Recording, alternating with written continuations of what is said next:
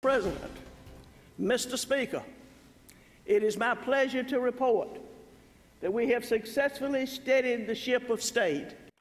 All eyes on Alabama's 54th governor tonight. Good evening, I'm Sherry Jackson. Tomorrow, it'll be 9 months on the job for Kay Ivey as the state's top executive.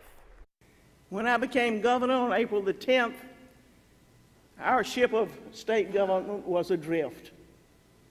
We needed thoughtful and straightforward leadership. Leadership Kay Ivey says she has brought to Alabama. To much applause, the governor talked about record unemployment at 3.5% and new jobs coming to the state. I am proud to announce this evening that Kimber Firearms will build a $38 million production facility in Troy, bringing with it some 366 new jobs.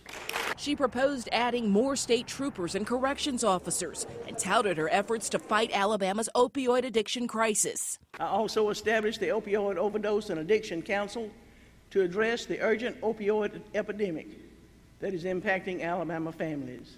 She's also proposing money for education, $144 million for K through 12 and $50 million for higher ed. Tonight, I am proposing a pay raise for all teachers and all state employees. That announcement brought applause and a standing ovation for Ivey, who just announced yesterday she's running for governor in 2018. Ivey unveiled another big education announcement tonight, the formation of the Alabama School of Cyber Technology and Engineering, which she also tweeted after her speech. CBS 42 News reporter Jack Royers live in Montgomery right now, where the executive and legislative branches of government are much more harmonious than they were a year ago with the Bentley administration. Jack, how are lawmakers responding to Governor Ivey's State of the State?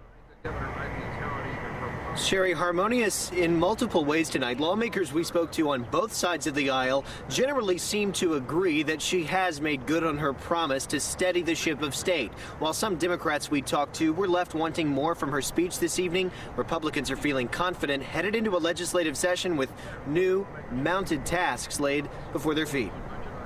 In an election year, bold promises from Governor Ivey, like pay raises for state employees and teachers. But Republicans feel confident. It's easy for her to say it, but it's our job to find the money. And I'm confident we will. These were no surprises tonight. I myself and the Speaker have met with the governor several times about these budget items.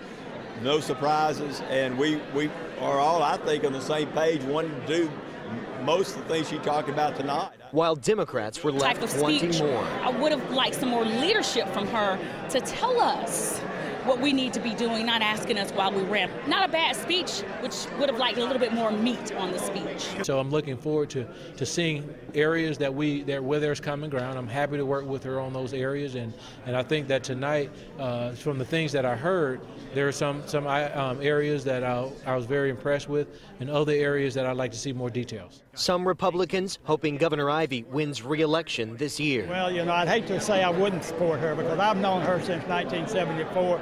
I've seen her do a great job, and I just think she's going to provide the leadership the state needs. Thank you, Senator.